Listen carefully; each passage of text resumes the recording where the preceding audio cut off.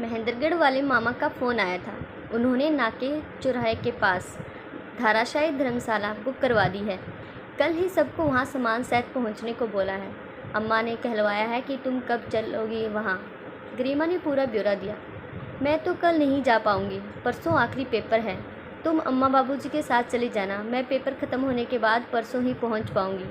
मैंने अपनी मजबूरी रखी। तुम ही जाकर अम्मा से कह दो, तुम्हारे बिना मैं भी नहीं जाऊँगी। पता है ना मामी कैसे खोद खोद कर पूछती है हर बात। अम्मा तो इन्हीं में रम जाएगी, मैं अकेले क्या करूँगी। तुम ही अम्मा से कह दो ना कि गरिमा मेरे साथ आ जाएगी। अम्मा तुझे छोड़ेगी अकेली उस दिन के बाद से। बाकी के शब्द मैं मुंह में ही दबा गई। गरिमा ने सुना मगर शांत रही। ठीक है, मैं कल अम्मा के साथ ही चली जाऊंगी। मैंने गरिमा के दोनों कंधे पकड़ अपने पास बिठा लिया।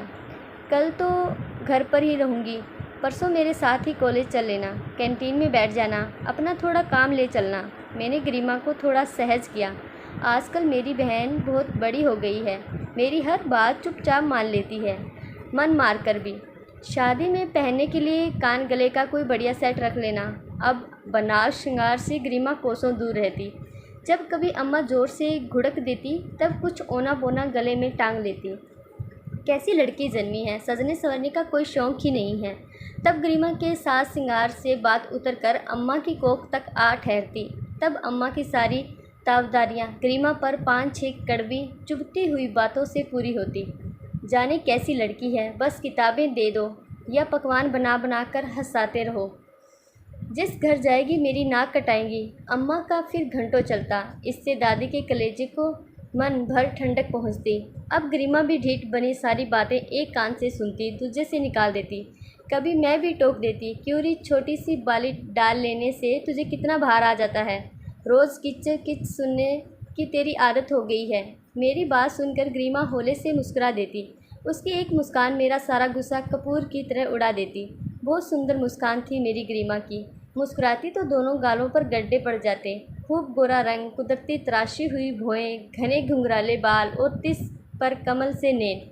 मेरे लिए नहीं बने ये बनाव श्रृंगार, तेरे पे खूब जचते हैं। ऐसे भर भर कर काजल नहीं डाला जाता रे मुझसे। एक दर्द भरी लहर गरिमा के चेहरे को छू जाती। शादी में ऐसी बावली सी चलोगी क्या? सब क्या कहेंगे, इतने बड़े अफसर की बेटी, पहनने ओढ़ने का कोई सुर नहीं।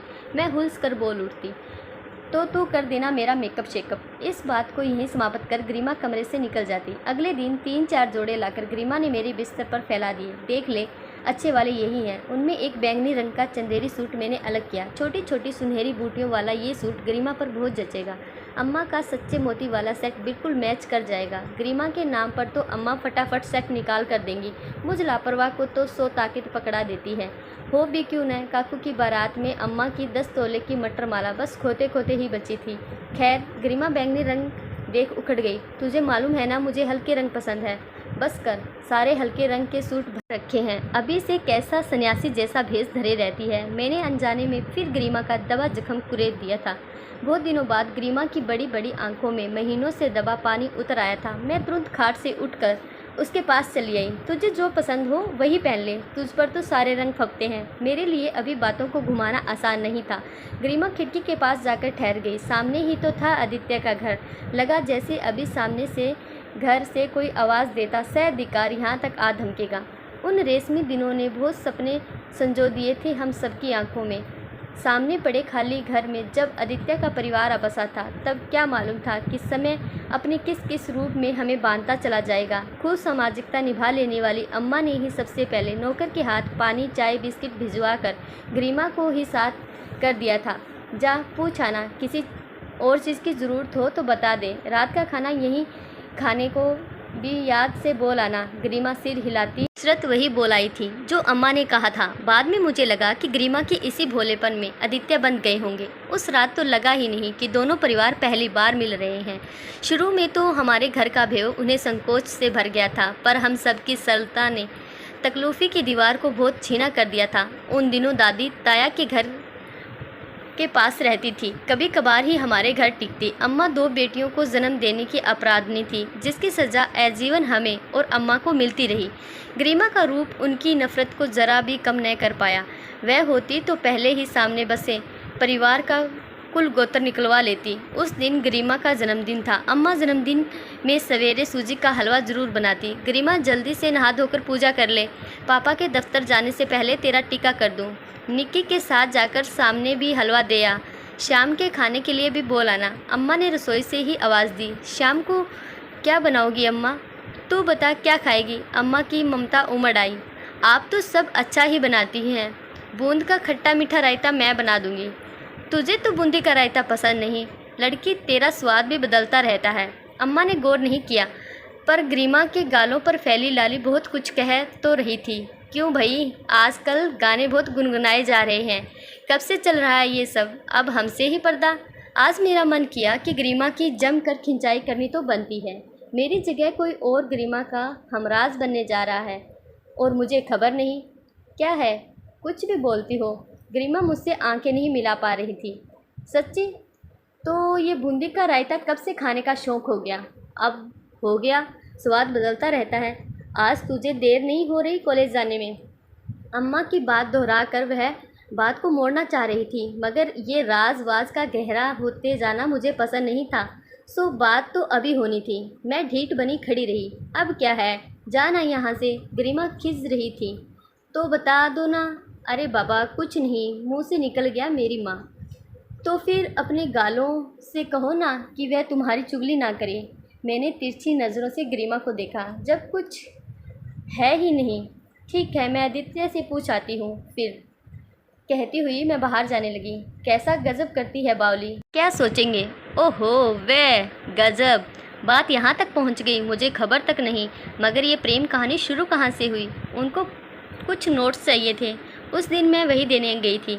आंटी पूजा कर रही थी, उन्होंने आदित्य को ही नोट्स देने को कह दिया, तो मैं भी उसके कमरे में नोट्स रखने चली गई। जब नोट्स रख कर जाने लगी तो आदित्य सामने आकर खड़े हो गए। तुमसे कुछ बात करनी है अभी। वो नोट्स देने आई थी। जब मैंने कहा तो आदित्य ने हंसते हुए कहा, नोट्स देने वाली इस घर में आकर रहने लगे तो कैसा रहे? मैं तो जान छुड़ाकर भाग आई फिर। ओहो, मेरी भोली बहन ने कहा और वो मान गया। तुमसे जवाब नहीं मांगा? मैं भी पूरी बात जानने के लिए अड़ी थी। परसों पूछ रहे थे कि मुझे कब जवाब मिलेगा। मैंने भी कह दिया, पहले पढ़ाई ख़त्म कीजिए फिर सोचते हैं। गरिमा ने होठों पर चौड़ी मुस्कान सजा कर कहा। ये सब बताकर गरिमा तो अपने कमरे में चली गई, मगर मैं गंभीर हो गई थी। मैं जो देख पा रही थी वह गरिमा या तो देखना नहीं चाह रही थी या इससे अनजान थी। दादी की कटुरता क्या हमसे छुपी थी? दोस्ती और रिश्तेदारी करने में फ़र्क था। कुल गोत्र के मिले बिना दादी बात को आगे नहीं जाने देंगी, ये 16 आने पक्का था। पिछले साल ही तो दादी की जिद के चलते ताया की लड़की की शादी टूट गई थी। हाथ में आया इतना बढ़िया लड़का, कुल गोत्र की भेंट चढ़ गया था। जोया अब तक कुंवारी बैठी है। फिर गरिमा तो दादी की आंखों में किरकिरी बनी चुभती है। मुझे लगा मुझे आदित्य से एक बार बात कर लेनी चाहिए। मैं गरिमा को जोया बने नहीं देखना चाहती थी। बरामदे में ही आंटी मिल गई। आंटी, आदित्य है घर में? नमस्ते बोलने के बाद मैं पूछ बैठी। आदित्य नहीं है निकी, मगर जिस बात को करने के लिए तुम आई हो वही बात मैं भी करना चाहती हूँ। मतलब तुम जानती हो निकी, क्या गरिमा इस घर की बहू बनकर आ पाएगी? तुम्हारी दादी ये कभी नहीं होने देंगी। मैं अम्मा बाबूजी से बात करूँगी, मुझे यकीन है कि वह मान जाएंगे। ज़माना बदल गया है। मैं भी अपनी बात पर कायम थी। अम्मा बाबूजी से मेरी बात हो चुकी है, आंटी ने बेहद ठंडे लहजे में कहा। तो मेरा बेतरह चौंक जाना लाजमी था। आपकी बात हो चुकी है? कब? अम्मा ने कुछ बताया नहीं। आदित्य को मालूम है सब कुछ?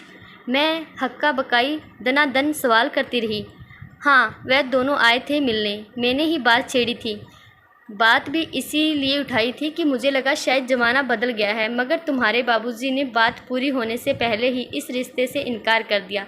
तब लगा कि वाकई गहरी दोस्ती और रिश्तेदारी कर लेने में अभी भी फ़र्क है।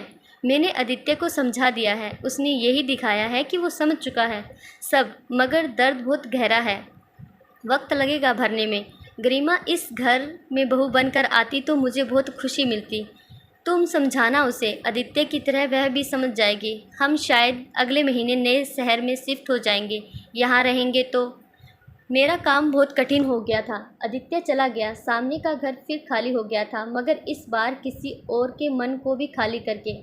गरिमा ने अति तनाव में नींद हमेशा के लिए गले लगा लेना चाहा, मगर हम खुशकिस्मत थे कि गरिमा आज हमारे साथ थी। मुझे लगा सब सामान्य हो जाएगा। ये मेरी सोच थी, क्योंकि जख्म मुझे नहीं लगा था, इसीलिए उसकी टीस का एहसास मुझे नहीं हो सकता था।